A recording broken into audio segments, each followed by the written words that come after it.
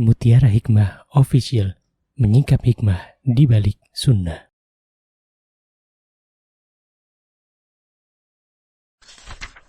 Salurkan donasi terbaik Anda untuk mendukung dakwah Mutiara Hikmah Official. Umroh akhir tahun plus Daurah Parenting Islami bersama Ustadz Hanan Yasir MA, Ustazah Imro'atul Azizah, 2 kali sholat Jumat. Kelas Daurah Parenting setiap hari. Konsultasikan dan daftarkan diri Anda sekarang juga. Mari kita ikut serta dalam pembebasan tanah wakaf untuk pembangunan Masjid Mutiara Hikmah.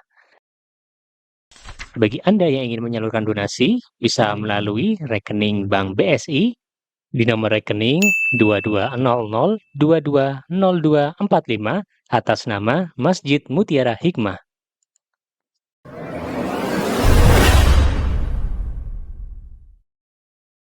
Ibu-ibu jamaah Majelis Taklim Masjid Ahmadiyah nih, ya, yang saya cintai karena Allah.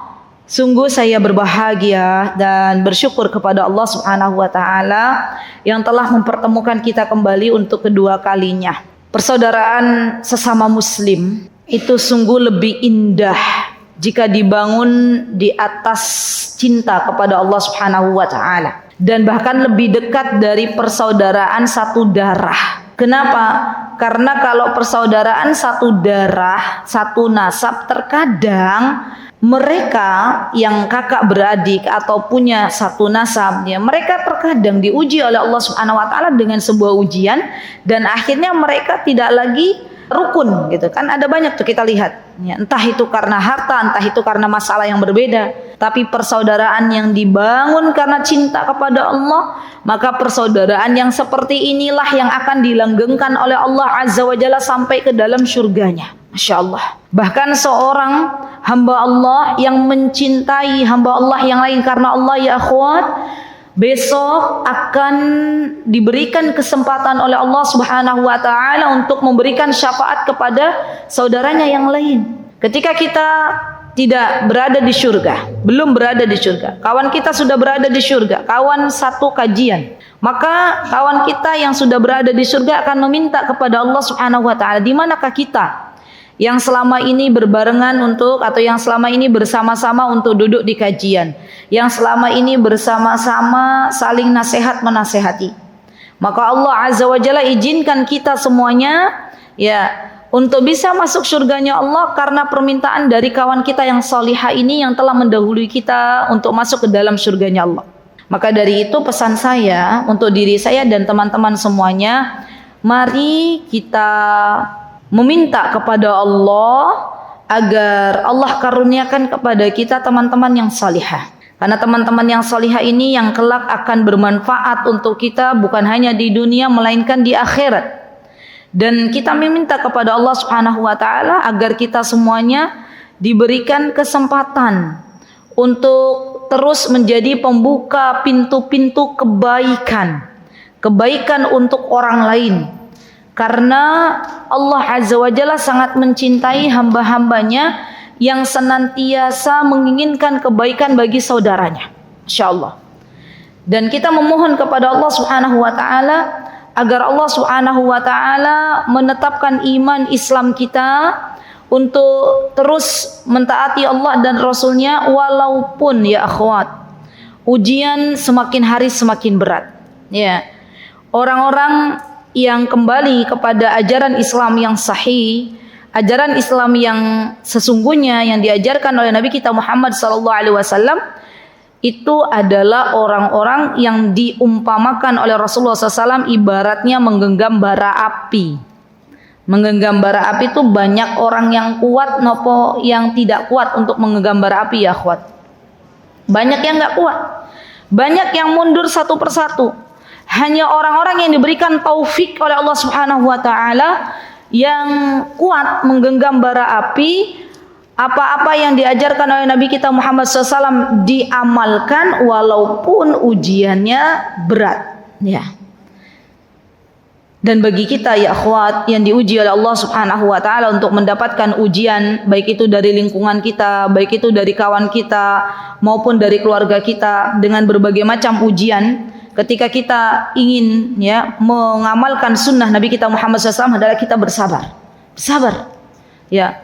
Karena Abu Bakar As-Siddiq radhiyallahu an, Umar bin Khattab radhiyallahu an, Utsman bin Affan radhiyallahu an, Ali bin Abi Thalib radhiyallahu an, mereka itu sudah merasakan bagaimana sabarnya mereka ketika Islam awal-awal muncul.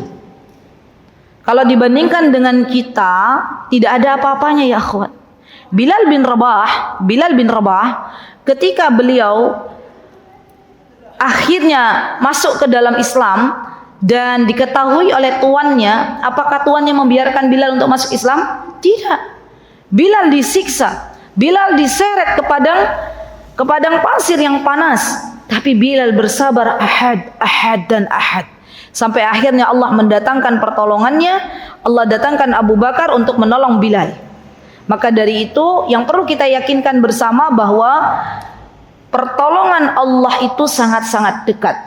Allah sedang menguji kita semuanya. Apakah kita bersabar ketika ada sesuatu yang Allah Azza wa Jalla takdirkan kepada kita dan itu tidak sesuai dengan harapan kita. Kita berjuang ya akhwat. Surga Allah itu mahal harganya. Allah itu pengen lihat apakah kita di dunia termasuk orang-orang yang berlelah-lelah untuk bisa beribadah semaksimal mungkin, atau kita hanya menjadi penonton, atau kita hanya rebahan, tidak mau berjuang untuk menolong agamanya Allah Subhanahu wa ta'ala. Dan Allah Azza wa Jalla akan memberikan kepada siapapun yang bersabar untuk menolong agamanya Allah di dunia dan di akhirat dengan sesuatu yang lebih baik dari apa yang kita pinta. Masya Allah. Teman-teman ingat dalam sejarah ada 10 sahabat yang dijamin masuk surganya Allah. Tahu ya? Ingat ya? Coba kalau kita pelajari satu persatu, itu sahabat 10 sahabat yang dijamin masuk surganya Allah. Mereka itu adalah orang-orang yang dulu berjuang untuk menolong agamanya Allah. Dikala banyak orang yang memusuhi Islam, dikala banyak orang yang memusuhi Rasulullah sallallahu alaihi wasallam, 10 orang ini menjadi tameng bagi Rasulullah sallallahu alaihi wasallam agar dakwah terus berjalan. Ya, maka dari itu tetaplah bersabar ya akhwat. Bersabar. Jikalau kita benar ya, apa yang kita lakukan itu tidak menyimpang dari syariat Islam, dari apa-apa yang Allah Azza wa Jalla ya telah perintahkan dan Rasulnya telah perintahkan, maka bersabarlah. Tetaplah berbuat baik kepada sesama dan dakwah ini akan terus berjalan, ada kita atau tanpa kita. Ya, dan bersyukurlah kepada Allah manakala Allah Azza wa Jalla menggolongkan kita orang-orang yang masuk dalam barisan hamba-hambanya yang menolong di jalan Allah Subhanahu wa ta'ala. Baik, ini mukaddimah ya. Semoga yang sedikit ini bisa memotivasi kita untuk terus bergerak, untuk terus berjalan, untuk tidak berhenti di tempat dalam menolong agamanya Allah.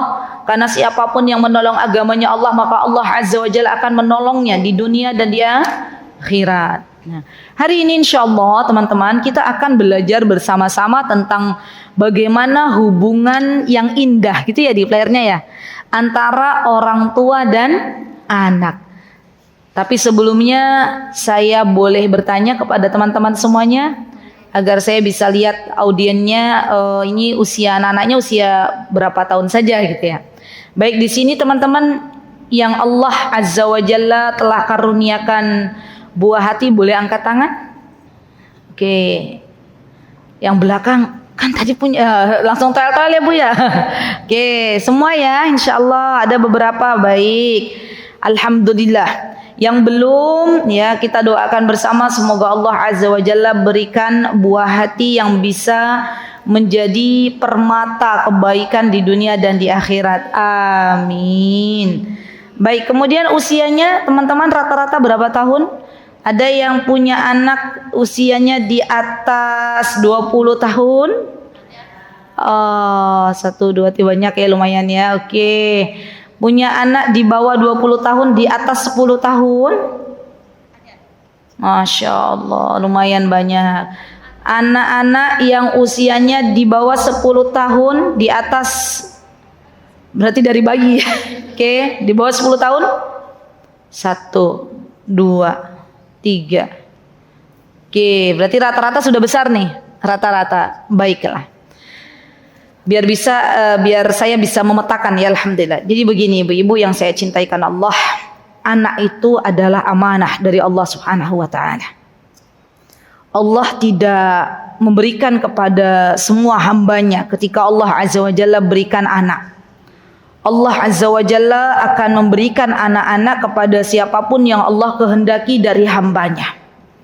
Dan kita tahu bahwa Allah Subhanahu wa taala telah memilih hamba-hambanya untuk bisa mendidik anak-anaknya dengan sesuatu yang Allah yakini bahwa itu hambanya bisa mendidik anak-anak tersebut. Jadi ini juga penting bagi kita untuk terus ya berbaik sangka kepada Allah bahwa ketika Allah memberikan amanah kepada kita anak, berarti Allah telah mengetahui kita ini bisa untuk mendidik anak-anak kita. Ya, sehingga tidak ada yang namanya orang tua itu minder, orang tua itu dari awal sudah tidak percaya diri ketika Allah Subhanahu wa taala memberikan amanah kepadanya. Jadi kita bangun mindset bersama bahwa ketika Allah Subhanahu wa taala memberikan kepada kita anak, artinya Allah Subhanahu wa taala telah memberikan keyakinan kepada kita bahwa kita bisa untuk mendidik anak-anak kita atas pertolongan dari Allah Subhanahu wa taala. Kemudian Allah Subhanahu wa taala berfirman dalam surah Al-Mu'minun ya akhwat ayat 8, apa kata Allah? A'udzu billahi minasyaitonir rajim. Walladzina hum li amanatihim wa 'ahdihim ra'un. Sifat orang-orang beriman ketika diberikan amanah oleh Allah Subhanahu wa taala maka dia menjaga amanah tersebut. Berarti kita sebagai orang tua harus sadar bahwa ketika Allah memberikan kepada kita buah hati, memberikan kepada kita anak-anak, berarti ada janji kita kepada Allah Subhanahu wa taala untuk menjaga buah hati kita, untuk mendidik buah hati kita sesuai dengan apa yang Allah dan Rasulnya inginkan. Ya. Kenapa? Karena begini, contoh real dalam kehidupan. Misal, kita diberikan amanah oleh seseorang untuk menjaga hartanya. Misal ya, ada nggak sih orang yang berkata kepada kita, nih saya nitip rumah ya, tolong dirawat dengan baik. Maka kita selaku orang yang diberikan amanah akan menjaga rumah tersebut dengan baik atau kita menelantarkannya? Ibu-ibu, menjaga rumah dengan baik itu dalam masalah urusan dunia. Bagaimana dengan urusan akhirat di mana kita selaku orang tua kelak akan berdiri di hadapan Allah Subhanahu wa taala di akhirat nanti, dan Allah akan tanya kepada kita dan suami kita, bagaimana kalian ketika di dunia dalam menemani buah hati yang telah aku amanahkan kepada kalian. Coba ya akhwat, hari di mana orang tua itu tidak akan bisa berdusta kepada Allah Subhanahu wa taala. Hari di mana orang tua tidak akan memiliki alasan yang ngeles dengan berbagai macam alasan kepada Allah Subhanahu wa taala ketika Allah tanya kepada kita, bagaimana kalian mendidik anak-anak kalian ketika aku berikan anak-anak ini kepada kalian. Subhanallah. Apakah kita akan berkata kepada Allah Subhanahu wa taala, ya Rabb, aku didik anak-anakku untuk untuk ikut misalnya teman-teman, aku didik anak-anakku untuk ikut serta dalam perlombaan ini, tetapi aku lupa untuk mendidik anakku diajarkan ilmu agama. Masya Allah, berat. Jadi Allah Subhanahu wa taala dan Rasulnya menginginkan kita semuanya ya akhwat untuk menjaga anak-anak kita sesuai dengan fitrah yang Allah Azza wa Jalla telah titipkan kepada anak-anak kita. Bukankah setiap anak yang lahir ke dunia ini telah Allah Subhanahu wa taala titipkan fitrah-fitrah kebaikan?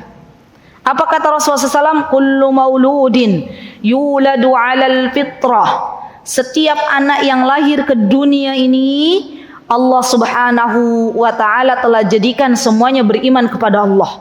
Allah titipkan fitrah-fitrah kebaikan kepada anak-anak ini.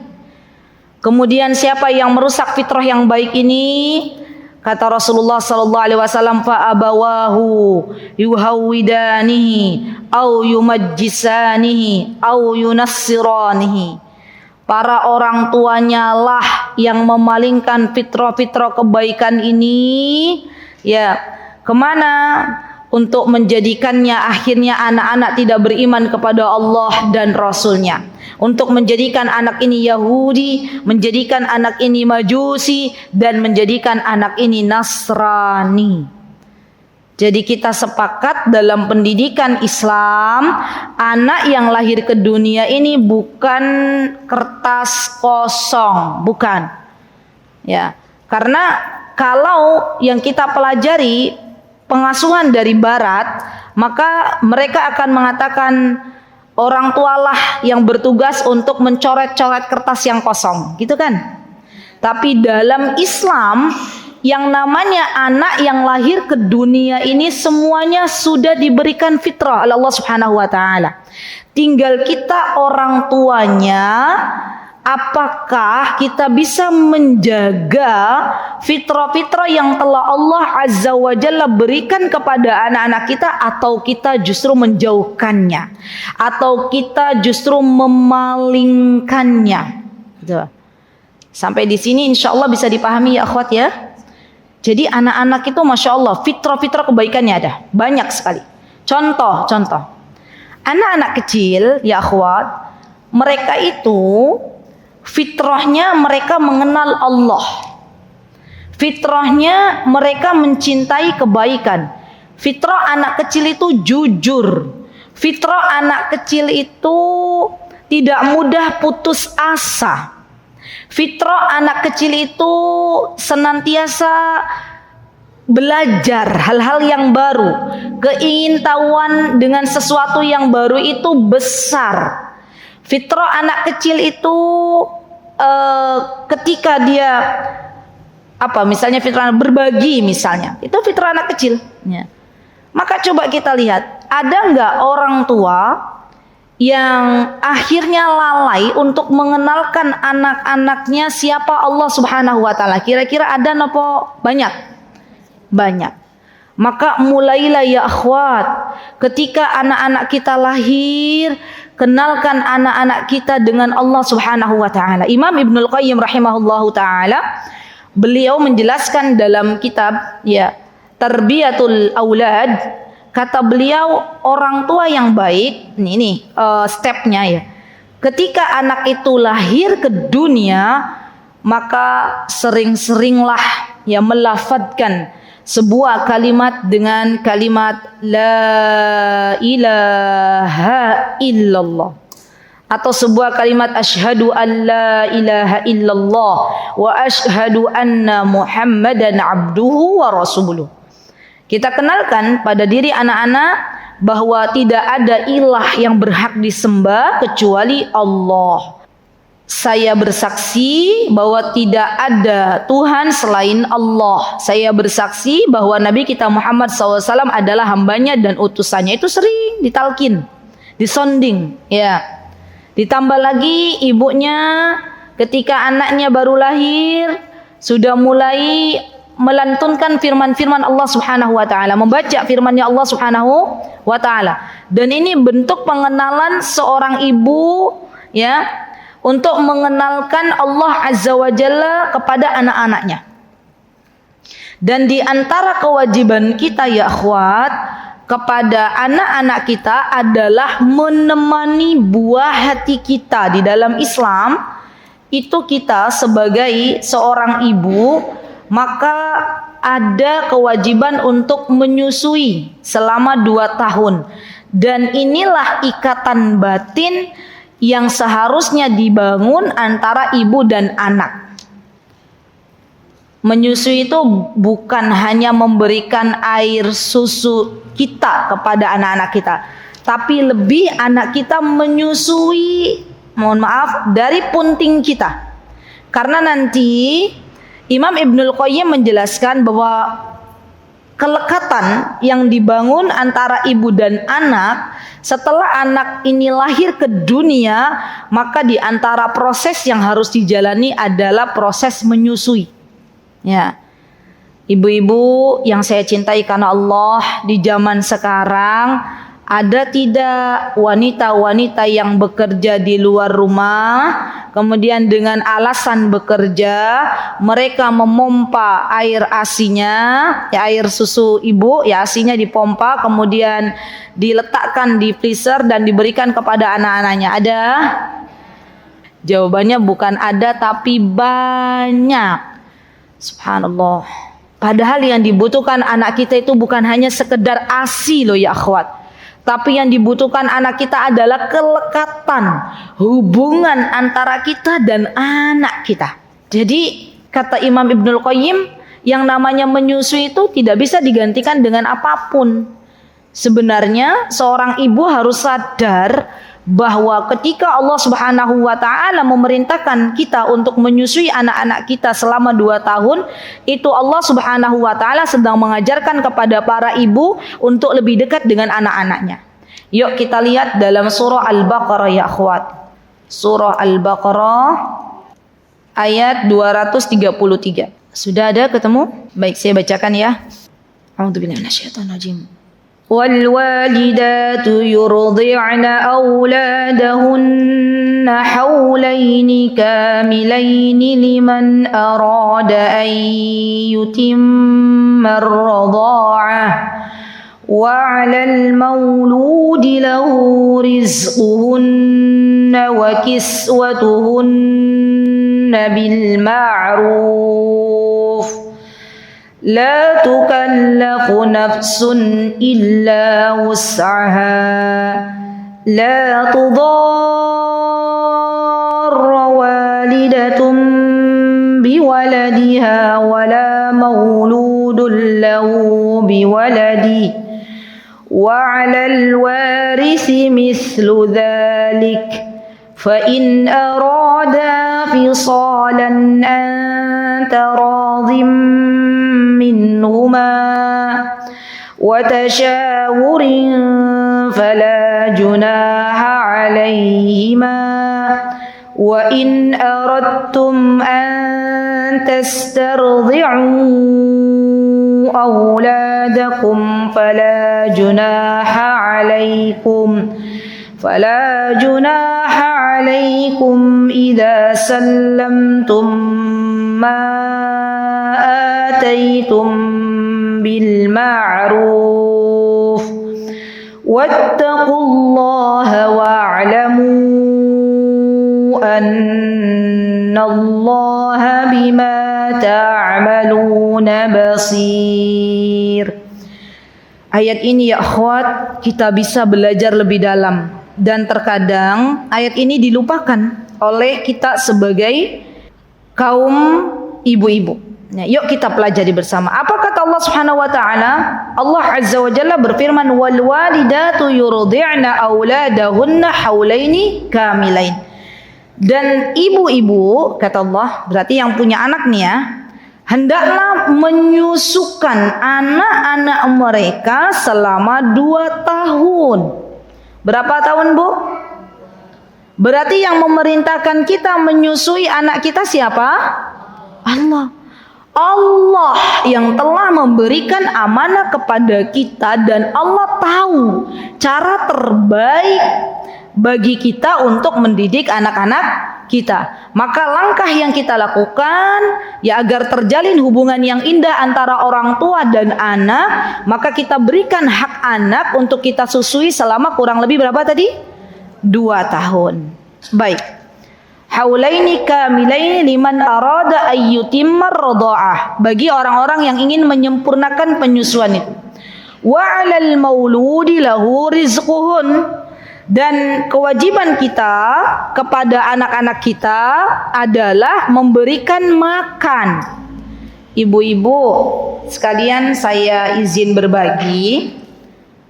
Makan yang kita berikan kepada anak-anak kita itu adalah makanan yang halal dan thayyib.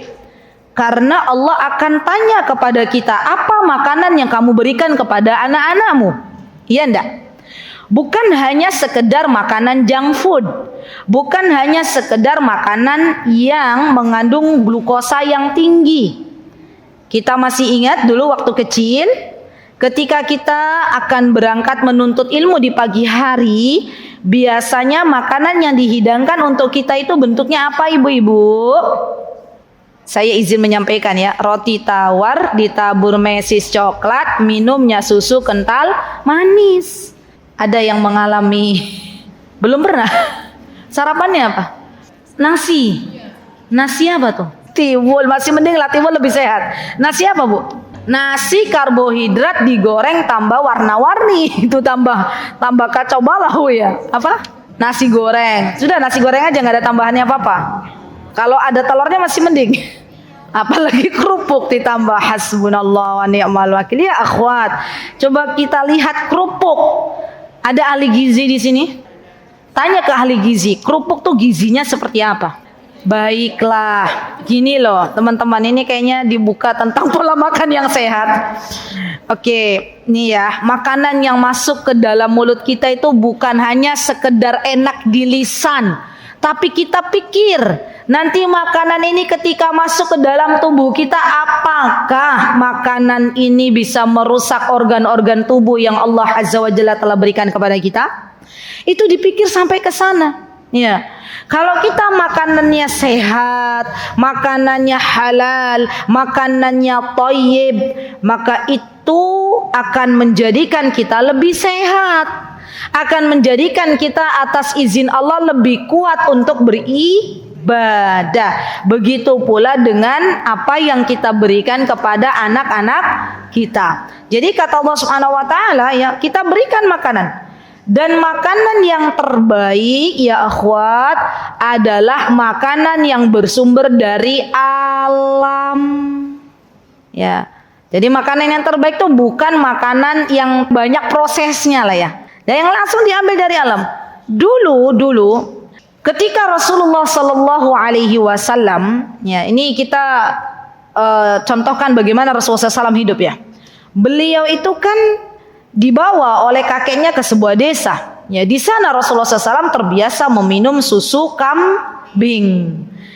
Kita sekarang, ya akhwat, ya, yang kita minum itu apakah susu kambing langsung dari perasan kambingnya atau kita minumnya susu kotak?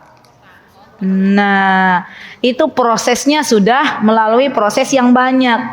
Maka dari itu, yuk kita mulai deh sekarang bismillah minta sama Allah. Ya, minta sama Allah, ya Allah, berikan kepada kami keluasan rizki agar kami bisa memberikan makanan yang sehat, halal dan thayyib kepada anak-anak kami. Diniatkan. Okay.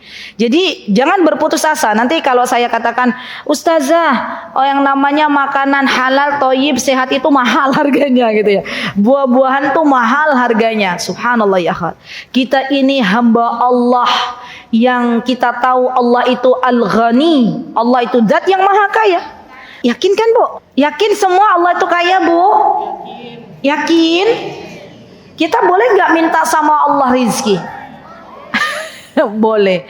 Maka dari itu kita minta sama Allah, diniatkan, ya Allah, saya meminta kepadamu rizki, yang rizki tersebut nanti akan saya berikan makanan yang baik untuk anak-anak, sebagai bekal anak-anak saya menuntut ilmu, sebagai bekal anak-anak saya kelak bisa beribadah kepadamu, menjadi hamba Allah yang lebih baik. Nah, jadi sekali lagi bahwa ingat, yang namanya makanan yang mengandung gula yang tinggi sebaiknya tidak sering-sering diberikan kepada anak-anak. Dan kalau pagi ibu-ibu, kalau dulu yang kita berikan adalah nasi goreng, jangan kita tularkan kembali kepada anak-anak.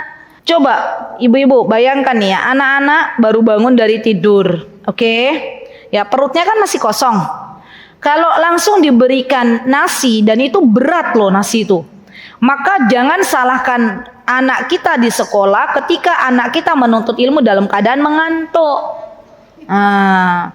Apa yang harusnya kita berikan di pagi hari? Yang harusnya kita berikan di pagi hari adalah buah. Kalau tidak buah, protein. Itu. Ya, sudah kan kuncinya ketemu toh, Bu? Jadi bukan hanya sekedar memberikan makan ya akhwat. Ya, kita niatkan anak kita ini menjadi penerus yang akan menolong agamanya Allah Subhanahu wa taala. Orang-orang yang menolong agamanya Allah itu orang-orang yang lemah atau orang-orang yang kuat sih ibu-ibu?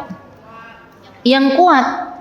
Dan hamba-hamba Allah yang kuat itu didukung dengan makanan yang sehat, makanan yang bergizi, bukan kerupuk yang dimasukkan.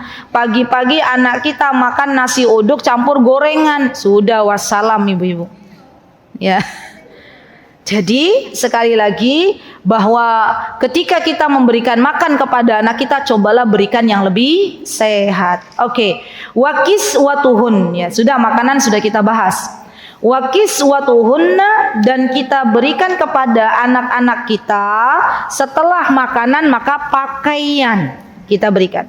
Dan izin saya menyampaikan bahwa pakaian yang kita berikan kepada anak-anak kita itu sesuai dengan jenisnya. Kalau Allah Azza wa Jalla berikan kepada kita anak laki-laki, maka pakaikan pakaian yang biasa dikenakan oleh anak laki-laki. Kalau Allah memberikan kepada kita anak perempuan, maka pakaikan pakaian yang biasa dipakai oleh anak perempuan. Dan didik anak-anak ini untuk paham dengan gendernya masing-masing. Oh, saya ini perempuan gitu ya. Kasih baju-baju pakaian yang memang itu menjadi ciri khas perempuan. Jangan dibalik-balik ya akhwat.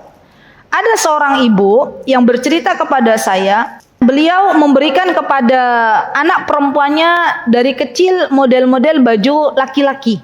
Ya, katanya biar nggak rempong. Jadi kakaknya itu beliau punya anak pertama laki-laki. Nah, anak kedua perempuan. Jadi beliau biar nggak repot nyari baju perempuan, sekalian belikan baju laki-laki. Yang terjadi apa? Anak perempuannya ini ya ketika sudah beranjak dewasa sudah mulai kelihatan dia tidak lagi feminim. Dia lebih seperti apa tuh Bu kalau yang laki-laki nih? Tomboy ya, tomboy. Sudah nggak senang baju-baju yang berbau-bau perempuan. Kalau kita tarik benang merahnya, maka ternyata di antara penyebabnya adalah orang tua yang memalingkan fitrah kebaikan. Subhanallah. Dari orang tua yang dulu sering memberikan pakaian kepada anak perempuannya dengan pakaian anak laki-laki. Jadi ketika kita memberikan pakaian, berikanlah pakaian yang halal, baik itu dari caranya. Ini penting lagi nih. Seorang ayah, seorang bapak hendaklah tidak membawa pulang ke rumah kecuali sesuatu yang halal, yang kelak akan diberikan kepada anaknya, kepada istrinya untuk dibelikan makanan atau pakaian yang dikenakan. Kenapa? Karena ini akan sangat berpengaruh pada ketaatan anak-anak, istrinya dan orang-orang yang ada di sekitarnya dengan ketaatan kepada Allah Subhanahu wa taala. Jadi masalah pakaian, masalah makanan, ini bukan hanya dilihat dari jenis makanannya saja, bukan hanya dilihat dari jenis pakaiannya saja, tapi lebih dari itu cara mendapatkannya juga harus baik. Ya, ibu-ibu, terkadang kita itu tidak sadar. Ya, ketika doa-doa kita selama ini belum diijabah oleh Allah Subhanahu Wa Taala, bisa jadi di antara faktornya adalah karena ada pakaian yang melekat di tubuh kita dan itu cara mendapatkannya tidak sesuai dengan apa yang Allah inginkan, tidak halal. Begitu pula makanan yang masuk ke dalam tubuh kita. Bisa jadi makanan yang masuk ke dalam tubuh kita adalah makanan-makanan yang cara mendapatkannya tidak baik. Sehingga makanan dan pakaian yang tidak halal dalam cara mendapatkannya itu akan menghalangi doa-doa kita diijabah oleh Allah Subhanahu wa taala. Begitu ya Bu ya. Jadi hati-hati dalam mendapatkan sesuatu untuk kita berikan kepada anak-anak, itu sesuatu yang kita dapatkan tuh harus dari cara yang halal. Ya, baik. Kemudian Allah Subhanahu wa taala berfirman, di antara kewajiban orang tua, la tukallafu nafsun illa wus'aha. Ya, tidaklah diberatkan seseorang melainkan menurut kemampuannya. Kalau kemampuannya bisa memberikan makanan yang sehat, pakaian yang layak, ya kita berikan. Ya, kalau memang kita belum bisa, ya kita minta kepada Allah Subhanahu wa taala. La tudar walidatum biwaladiha wala mauludun lahu biwaladi. Ya, janganlah menjadikan seorang ibu menderita karena anaknya, dan jangan juga menjadikan seorang bapak menderita karena anaknya. Maksudnya begini. Orang tua ketika memberikan sesuatu kepada anaknya, maka disesuaikan dengan kemampuannya. Contoh misalnya, anak-anak itu kan biasanya hobinya bermain ya ibu-ibu. Tapi kan bermainnya anak-anak itu berbeda-beda. Ada yang anak itu akan bermain dan puas bermain ketika diajak ke alam. Dan siapa yang mengajarkan itu? Orang tuanya. Dan ada pula anak yang dia belum bisa fokus di alam, tapi dia lebih puas ketika diberikan HP dan bermain dengan permainannya. Siapa yang memberikan pertama HP-nya? Orang tua. Maka suatu hari ketika anak ini terbiasa meminta sesuatu kepada orang tuanya, dan orang tua ini tidak bisa memberikan apa yang diberikan untuk anaknya, maka pada hari ini banyak orang tua yang merelakan dirinya untuk meminjam dengan pinjaman online dengan dalih ingin menyenangkan anaknya, dan ini tidak diperbolehkan oleh Allah Subhanahu wa taala. Bu, zaman sekarang itu tantangan kita itu luar biasa, Bu. Ya, orang dewasa dihancurkan dengan apa, Bu? Judi online dan pinjaman online. Anak-anak mulai dihancurkan dengan apa? Games online. Dan ini merupakan ujian bagi kita sebagai orang-orang yang beriman.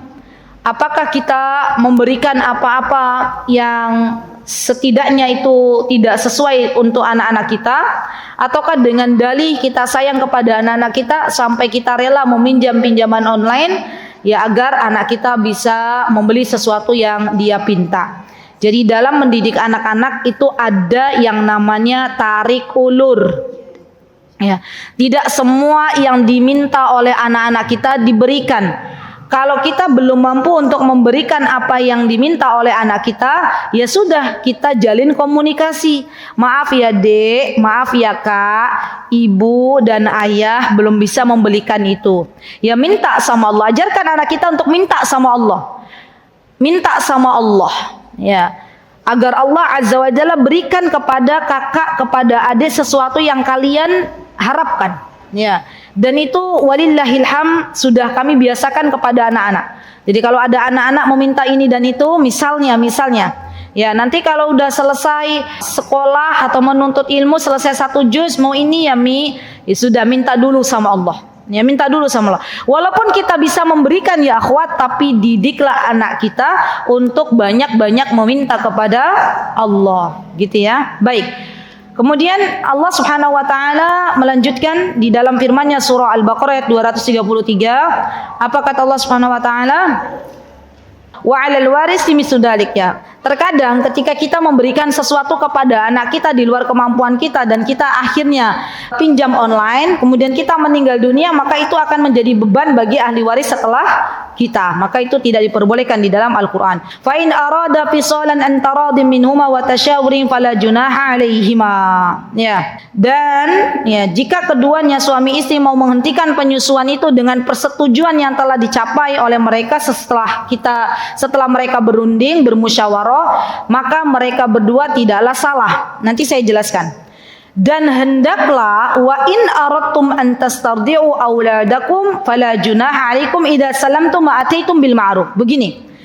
Kalau suami istri itu sudah berunding, oke. Sekarang misalnya karena ibunya bekerja, karena belum bisa memberikan ASI kepada anaknya, maka di dalam Islam ibu-ibu yang diperintahkan bukan ASINya diperas, ditaruh di botol, anaknya minum dari botol, bukan. Tetapi di dalam Islam, ini yang kadang kita juga baru tahu. Di dalam Islam diberikan sebuah solusi untuk mencarikan ibu susuan. Sehingga kebutuhan anak itu diantaranya adalah mereka puas bermain dengan ibunya, dengan ibu kandungnya maupun ibu susuannya. Ya. Dan di Timur Tengah sendiri, yang namanya ibu susuan ini sudah membudaya, sudah banyak sekali. Termasuk Nabi kita Muhammad sallallahu alaihi wasallam ketika beliau lahir ke dunia, maka di antara metode yang kita dapat lihat bersama, kakeknya beliau Abdul Muttalib mencarikan ibu susuan yaitu Halimah As-Sa'diyah dari Bani Sa'ad untuk menjadi ibu susuannya Nabi kita Muhammad sallallahu alaihi wasallam. Apakah Nabi kita Muhammad SAW dulu diberikan air susunya dari botol? Tidak. Dari mana Rasulullah SAW menyusu? Dari Halimatus Sa'diyah, dari ibunya. Wallahu ta'ala alam. Kenapa Aminah ya ketika itu tidak langsung menyusui Rasulullah SAW selama 2 tahun? Kata para ulama, di antara alasannya adalah ketika itu kota Mekah menjadi pusat kota yang banyak didatangi oleh orang-orang dari luar kota Mekah. Sehingga bahasa di kota Mekah kala itu banyak bercampur baur, banyak tercampur dengan bahasa-bahasa dari luar kota Mekah. Maka Abdul Muttalib menginginkan Rasulullah SAW ya dikirim ke desa ya untuk belajar bahasa Arab yang lebih fasih. Kemudian kata para ulama, kenapa Rasulullah SAW akhirnya dikirim ke rumahnya Halimatus Sa'diyah? Kata mereka, karena kakeknya Rasulullah SAW Abdul Muttalib menginginkan udara yang lebih segar untuk cucunya. Ibu-ibu tahu, sebagaimana kita tahu bersama bahwa udara di kampung itu kan lebih sejuk, lebih segar, tidak banyak polusi seperti di kota. Jadi Mekah itu zaman dulu adalah kota besar. Ya, sampai sekarang juga kota besar ya. Dan banyak di sana ya polusi, udaranya sudah tidak lagi sehat. Maka Abdul Muttalib ya mengirimkan Rasulullah SAW ke pangkuan Halimatus Sa'diyah agar Rasulullah SAW bisa mendapatkan udara yang lebih baik, agar Rasulullah SAW bisa bermain dengan alam. Masya Allah, Bu. Lihat, ingat kisah di mana Rasulullah SAW dibelah dadanya? Ingat enggak? Itu Rasulullah keadaannya lagi mager, atau lagi bermain game online, atau lagi bermain di alam? Ya, bermainnya di alam kan, Bu, bukan di depan layar ya. Rasulullah sedang bermain di alam. Artinya berarti Rasulullah ya Masya Allah diarahkan oleh Allah Subhanahu wa ta'ala untuk ya sesuai dengan fitrah yang Allah Azza wa Jalla titipkan kepada Rasulullah SAW. Jadi di antara fitrah yang selanjutnya ya akhwat adalah fitrah bermain. Dan berikan hak ini kepada anak-anak. Jadi solusi tadi ya, kalau ada seorang ibu tidak bisa menyusui anaknya, maka solusinya adalah memberikan kepada anaknya ibu susuan. Masalahnya di Indonesia ini masih jarang ya, Bu. Coba saya tanya, siapa di sini yang anaknya disusuin oleh ibu susuan? Acungkan tangan, angkat tangan. Saya. Hanya saya ya. Yang lain nggak ada. Masya Allah. Jadi putri kami, Bu, yang pertama itu punya ibu susuan. Bukan berarti saya nggak bisa nyusu, dah. Alhamdulillah, walillahilham. Dulu putri kami saya susuin 2 tahun juga, ya sama, alhamdulillah. Dan ketika di Yaman itu ada teman kami yang memang lagi nyusuin juga. Ya. Teman saya bilang kepada saya, Azizah, ya, saya tuh pengen punya saudara, ya, saudara dari Indonesia. Ya, boleh nggak saya menyusui anakmu biar jadi saudara, biar saya jadi ibunya gitu ya. Izin dulu, saya izin ke suami, kata suami is okay, boleh. Akhirnya apa yang terjadi? Beliau, teman saya ini menyusui putri saya menyusui putrinya beliau. Jadi ya, Masya Allah, saya punya anak susuan ya. Beliau juga punya anak susuan. Dan itu Masya Allah indah sekali ya akhwat ya. Dan teman-teman tahu yang namanya ibu susuan ini sudah ada dari zaman Nabi kita Muhammad SAW. Ya, kapan seorang anak bisa menjadi mahram bagi orang tuanya, mahram bagi ibu susuannya atau ayah susuannya? Kalau anak ini sudah menyusu, kata para ulama, kurang lebih 5 kali dalam keadaan kenyang. Ya, jadi kalau cuman hanya 1 kali nyusu gitu ya, dan itu belum kenyang, belum langsung dijadikan mahram bagi kedua orang tua susuannya, gitu ya. Baik. Jadi tadi apa Bu? Menyusui ini jangan lupa. Ini hubungan yang harus kita tanamkan kepada anak-anak kita. Kemudian yang selanjutnya adalah yang ingin saya tanamkan di sini bahwa ketahuilah wahai saudariku bahwa di antara kewajiban kita yang harus kita berikan kepada anak-anak adalah masa-masa bermain kita berikan untuk anak-anak. Masalahnya kita nih emak-emak terutama ya terlalu ngegas, apa yo bahasanya? Terlalu ngegas, kita memandang bahwa bermain itu untuk anak-anak itu tidak baik. Ya, coba buktinya apa Bu? Ibu-ibu punya anak laki-laki, seharian mainnya di sungai gitu ya. Seharian nyari ikan. Apa ya ketika anaknya pulang ibu-ibu adem, alhamdulillah anakku sehat walafiat bawa ikan gitu ya dari sungai. Atau ibu-ibu ngomel-ngomel duluan? Ngomel. Oh, jujur. Pulang-pulang main aja seharian, basah, kotor. Bener ya? Begitu ya Bu ya? Padahal fitrahnya anak itu bermain. Ya Allah. Jadi kita nih kayaknya harus minta maaf nih kepada anak-anak kita pulang nanti ya. Jadi sekali lagi bahwa fitrahnya anak itu bermain. Dan mereka itu bisa belajar loh Bu dari permainan. Saya tuh pernah melihat dengan mata kepala saya sendiri ya, di tempat kami itu kan ada batu-batu tuh di sekolah Tahfizulan. Anak-anak tuh bermain dengan batu, nyusun batu.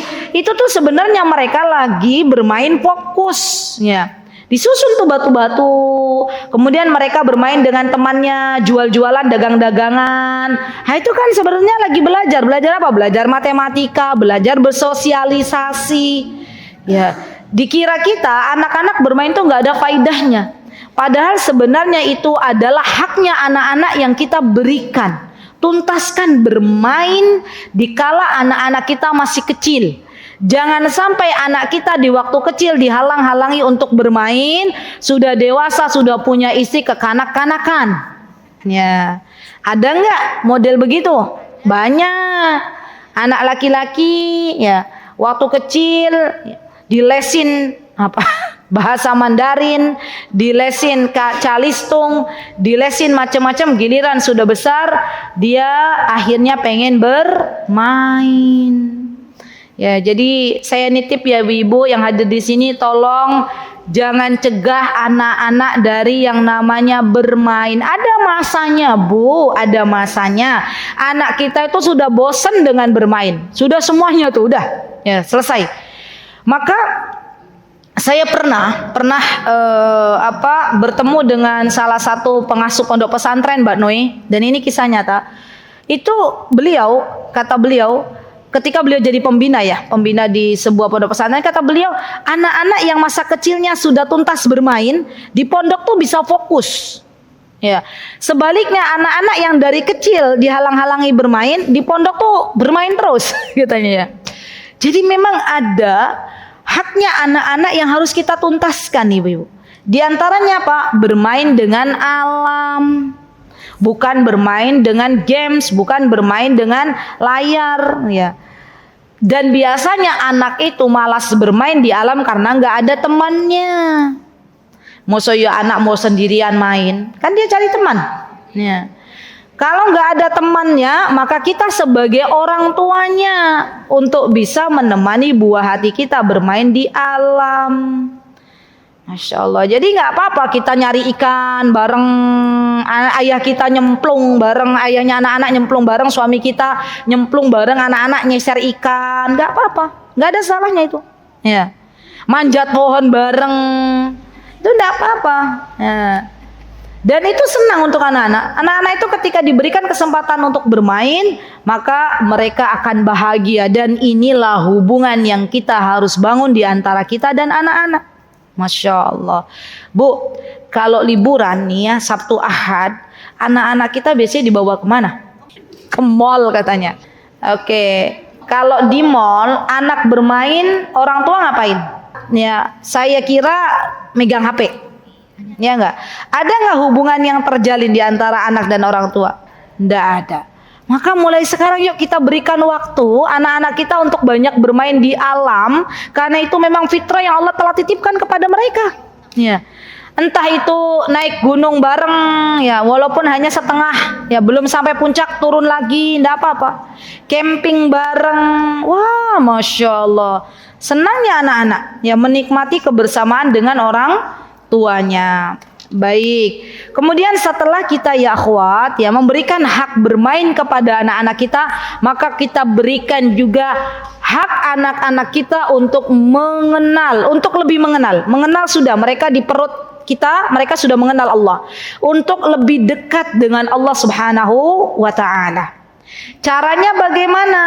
Begini, setiap kali anak kita mendapatkan nikmat dari Allah, maka kita sonding anak-anak kita bahwa nikmat ini dari Allah. Ada air putih yang ibu-ibu hidangkan di depan anak-anak, itu bisa menjadi bahan pembelajaran. Kita katakan kepada anak-anak, nak, air putih ini ya, yang menyediakan Allah. Allah turunkan air hujan dari atas. Allah sediakan air sumur ya untuk bisa kita minum, dan Allah telah memberikan apa yang kita mau, yang kita butuhkan. Maka bersyukurlah kepada Allah. Jangan lupa kalau minum baca bismillah. Terus mulai dari hal-hal kecil, ibu-ibu. Di mana saya pernah menjelaskan ada anak kecil ya di tempat kami yang jagung itu dia diberikan makan jagung, masih ingat enggak? Di sini sudah pernah saya beritahu.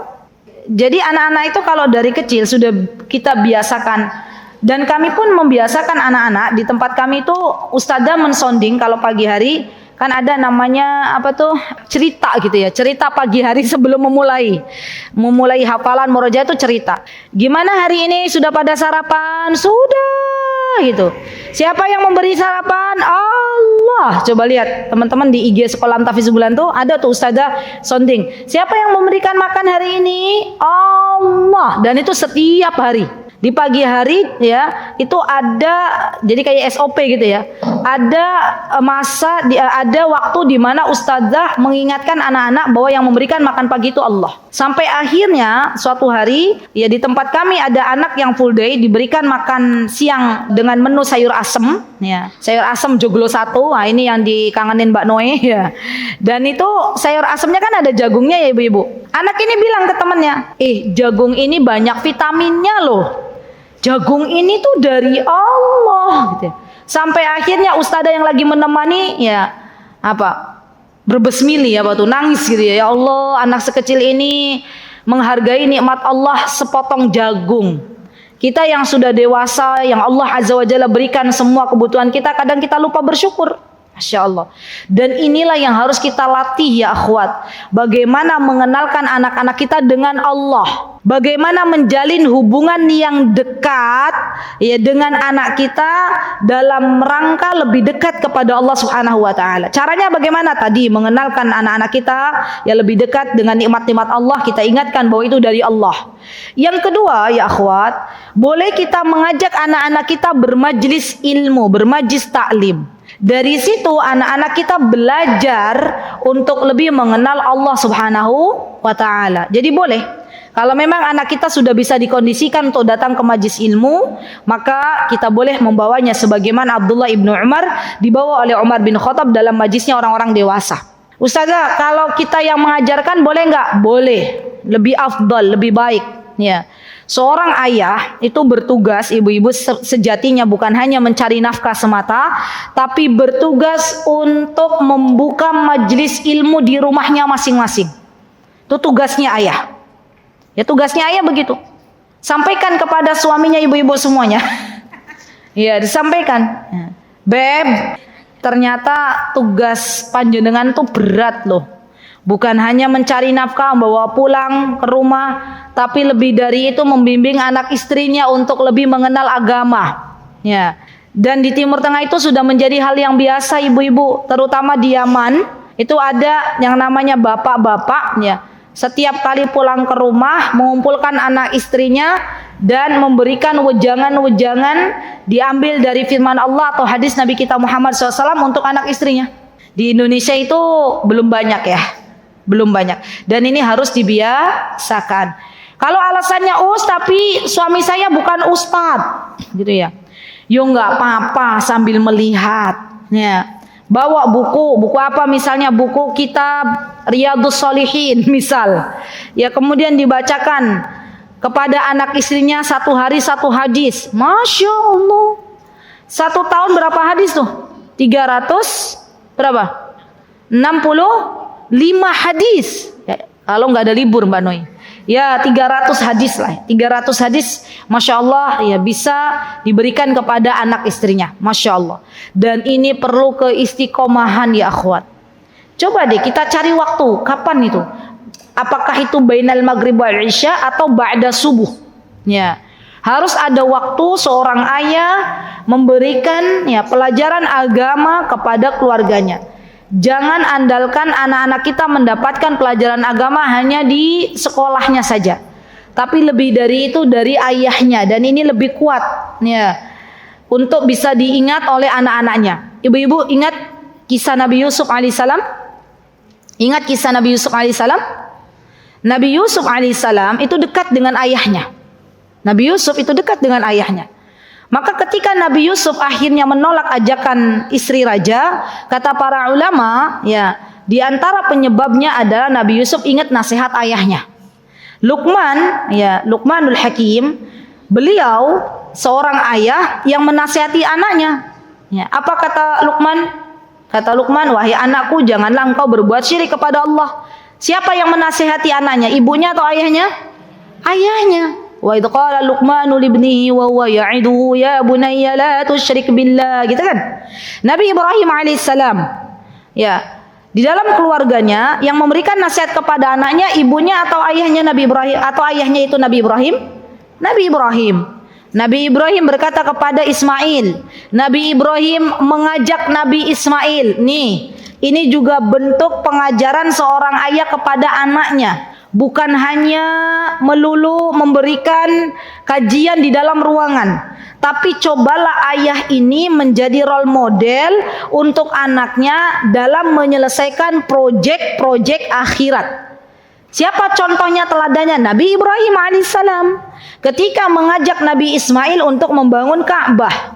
Nah, ini penting nih teman-teman. Jadi yang namanya ayah, figur ayah ini adalah sosok yang bisa memberikan kebaikan untuk keluarganya. Baik dengan cara memberikan ilmu agama ataupun mengajak anak istrinya menyelesaikan proyek-proyek akhirat. Sebagaimana Nabi Ibrahim mengajak Nabi Ismail untuk membangun Ka'bah. Jadi mau tak jadikan PR nama mboten? PR ya. Coba ibu-ibu pikirkan, ya baik itu yang ada suami atau tidak nggak apa-apa. Dalam 1 tahun ini, ya proyek akhirat apa yang akan dikerjakan bersama-sama dengan keluarga? Proyeknya akhirat. Coba PR ya. Setiap keluarga masing-masing punya proyek masing-masing. Kalau Nabi Ibrahim kan proyeknya apa? Membangun Ka'bah. Kalau kita mau bangun Ka'bah kok yo ndak mungkin toh yo, masa kita ke Mekah mau bangun Ka'bah. Proyeknya apa? Silahkan ibu-ibu buat. Tapi proyek akhirat. Contoh yang paling mudah apa ibu-ibu? Murojaah bareng-bareng menyelesaikan 1 tahun ini 3 juz misalnya ya. Oke, ada lagi? Proyek akhirat apa? Apa ibu-ibu proyek akhiratnya? Mengajarkan berdagang untuk anak laki-laki. Mengajarkan berwirausaha. Seorang ayah mengajarkan bagaimana mencari uang untuk anak laki-lakinya dan hasilnya misalnya diinfakkan di jalan Allah, membantu saudara-saudara kita yang ada di Palestina atau yang lainnya. Itu kan proyek akhirat. Iya ndak? Ada lagi contoh realnya? Misalnya selain murojaah yang dampaknya itu lebih kepada apa ya? Dampaknya itu bukan hanya dirasakan untuk keluarganya sendiri, tapi dampaknya untuk orang lain juga gitu loh. Kebermanfaatannya itu lebih banyak. Apa misalnya contohnya? Oke. Masak bersama, oke. Kemudian dibagi-bagikan ke seluruh tetangga. Baik, itu boleh. Apa ibu? Monggo silakan ibu.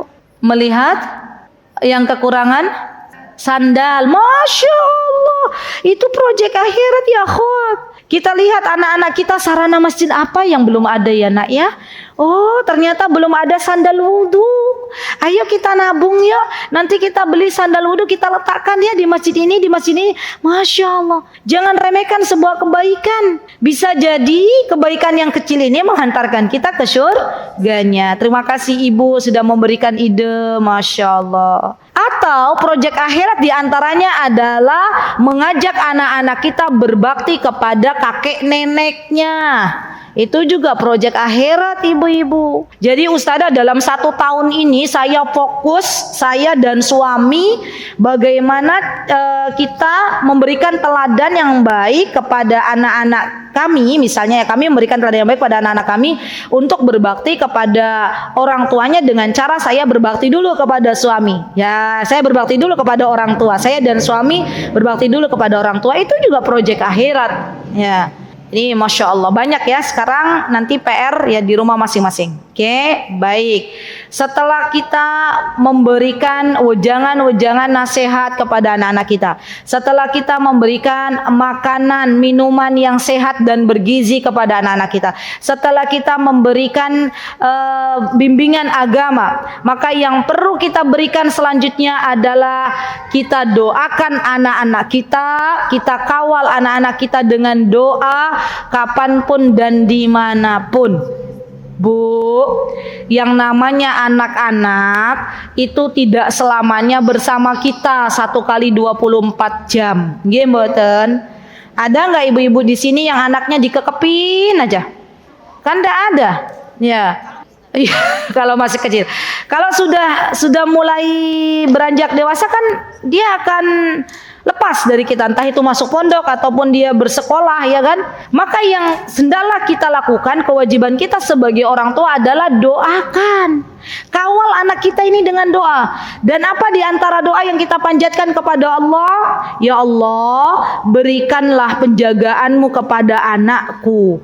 Ya Allah, berikanlah kepada anakku yang saat ini sedang menuntut ilmu yang bermanfaat, teman yang baik, dan guru-guru terbaik.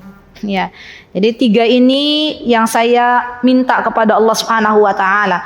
Kalau mau melepaskan anak-anak belajar, bukan hanya salaman, Bu, tapi kita doakan. Nak, Ibu doakan ya nak ya, semoga engkau diberikan oleh Allah ilmu yang bermanfaat, teman-teman yang baik, dan guru-guru yang terbaik. Karena guru-guru yang terbaik, teman-teman yang baik itu akan memberikan efek untuk anak-anak kita. Boleh nggak kita doanya Robbi habli minas solihin? Boleh. Rabbana hablana min azwajina wa dzurriyyatina qurrata a'yun waj'alna lil muttaqina imama. Boleh nggak? Boleh. Rabbi ja'alni muqimas salat wa min dzurriyyati. Boleh. Ya. Boleh nggak Allahumma ighfir lahum wa farrij furujahum? Boleh. Doa apa itu? Allahumma ighfir lahum wa farrij furujahum. Kita minta kepada Allah agar Allah ampuni anak-anak kita dosanya dan Allah jaga kemaluan mereka. Ini doa yang harus kita terus ya kawal anak-anak kita dengan doa ini. Ya Allah, jauhkan anak-anak kita dari yang namanya penyakit ya suka sesama jenis misalnya. Na'udzubillah. Ya kita berdoa sama Allah, minta sama Allah. Karena zaman sekarang itu kan zaman dimana mengasuh anak-anak itu ya butuh perjuangan. Ya maka kita minta kepada Allah, tidaklah kita bisa membimbing anak kita kecuali semuanya atas pertolongan dari Allah Subhanahu wa taala. Baik, setelah kita berikan itu semuanya kepada anak-anak kita, maka Allah Azza wa Jalla akan jadikan anak-anak kita berbakti kepada kita. Ya. Oh iya ibu-ibu, ada doa yang bagus nih. Doanya apa? Doanya adalah Rabbi auzi'ni an ashkura ni'mataka allati an'amta 'alayya wa 'ala walidayya wa an a'mala salihan tardahu wa aslih li fi dzurriyyati. Itu surat apa itu? Al-Ahqaf, surat Al-Ahqaf. Surat Al-Ahqaf ayat berapa? Rabbi auzi'ni an ashkura ni'mataka allati an'amta 'alayya wa 'ala walidayya wa an a'mala salihan tardahu wa aslih li fi dzurriyyati. Ini loh, wa aslih fi dzurriyyati ini yang kita minta. Ya Allah, perbaikilah anak keturunanku. Sudah? Ayat berapa coba dicari Ibu? Ayat 15. Al-Ahqaf ayat 15. Oke. Al-Ahqaf ayat 15. Jazakillah khair. Sudah ibu tulis, Rabbi auzi'ni an ashkura ni'mataka allati an'amta 'alayya wa 'ala walidayya wa an a'mala salihan tardahu wa aslih li fi dhurriyyati inni tubtu ilaika wa inni minal muslimin. Sampun ya? Oke, baik. Al-Ahqaf ayat 15. Sudah. Baik, nanti ibu-ibu dihafalkannya nanti, tidak sekarang. Maka ketika kita sudah memberikan kepada anak-anak kita kewajiban kita sebagai orang tua, maka Allah Azza wa Jalla akan jadikan anak-anak kita saleh. Allah akan menjadikan anak-anak kita salihah. Allah akan jadikan anak-anak kita menyayangi kita sebagai orang tuanya. Allah yang menggerakkan hati dan lisan anak-anak kita untuk mendoakan kita dengan sebuah doa, Rabbi ghfirli wali walidayya warhamhuma kama rabbayani shaghira.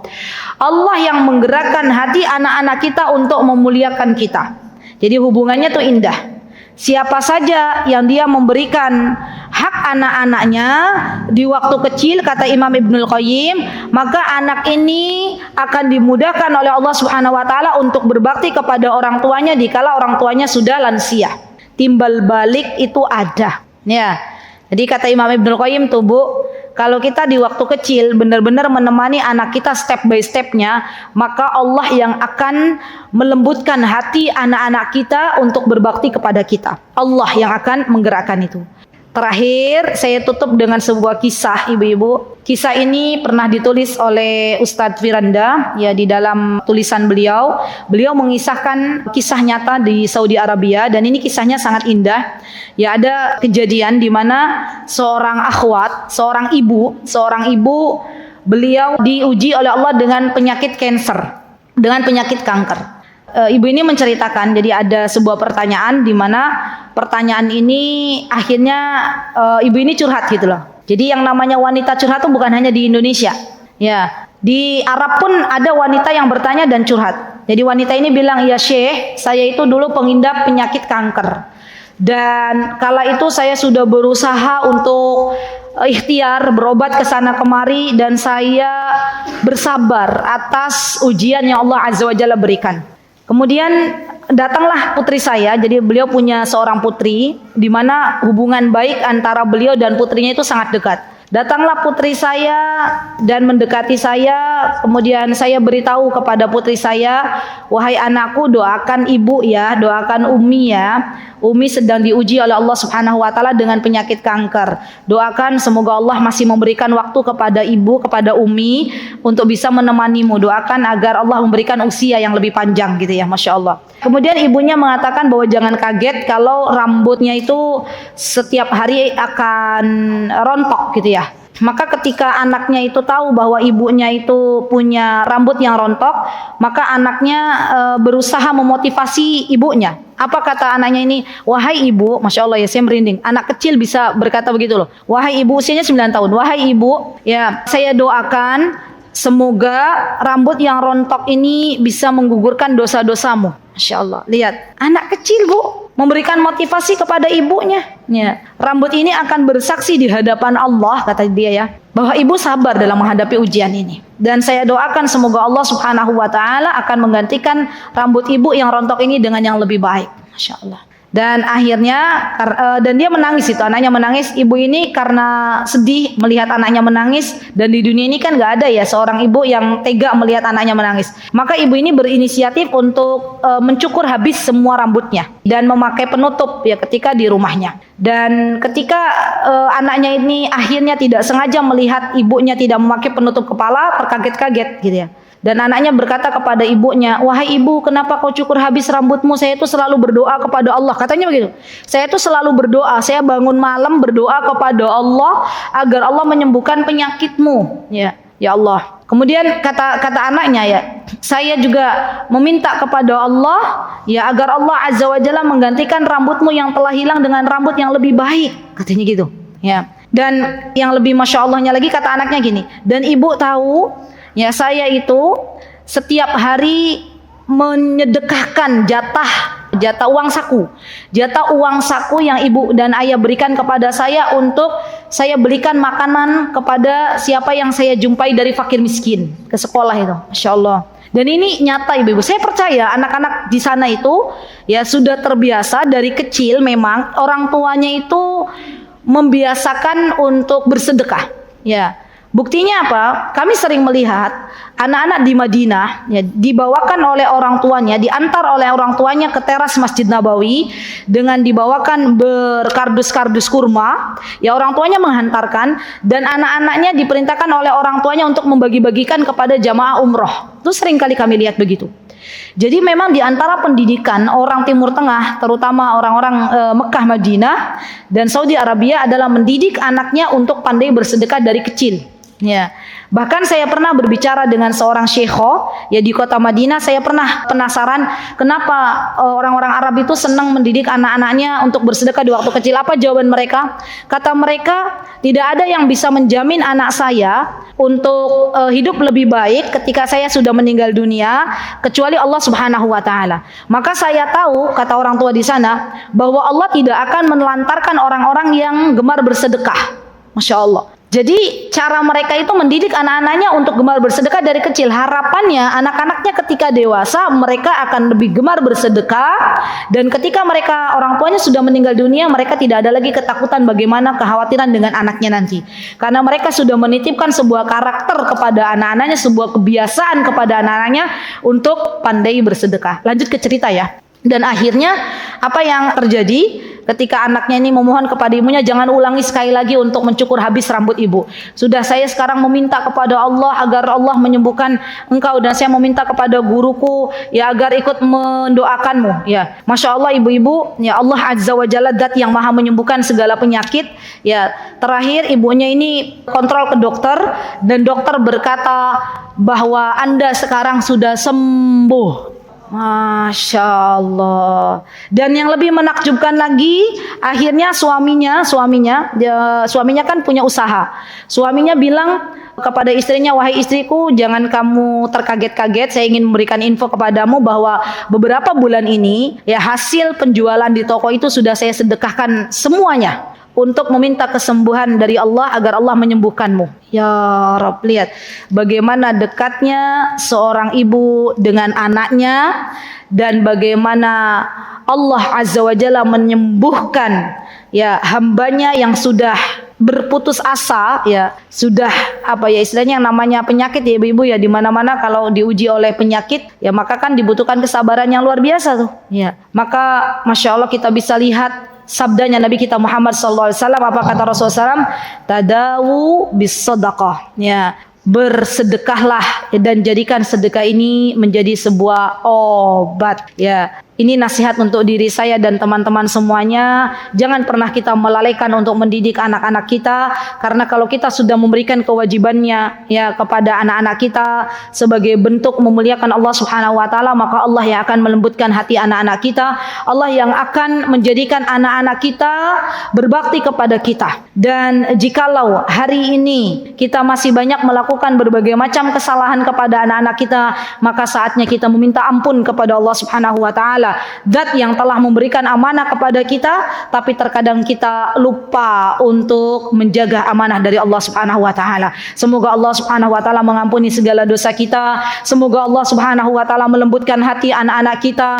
Semoga Allah Subhanahu wa taala menjaga keluarga kaum muslimin. Semoga Allah Subhanahu wa taala menjaga anak-anak kaum muslimin. Semoga Allah Subhanahu wa taala mengumpulkan kita sebagaimana Allah kumpulkan kita di dalam masjid ini. Semoga Allah Azza wa Jalla mengumpulkan kita di dalam surga Firdaus. Amin Allahumma amin. Itu yang bisa saya sampaikan. Tidaklah saya sampaikan ini kecuali saya menginginkan kebaikan dari kita semuanya. Aqulu qouli hadza wa astaghfirullah li wa lakum wa akhiru da'wana alhamdulillahi rabbil alamin. Assalamualaikum warahmatullahi wabarakatuh. Mutiara Hikmah Official, menyingkap hikmah di balik sunnah.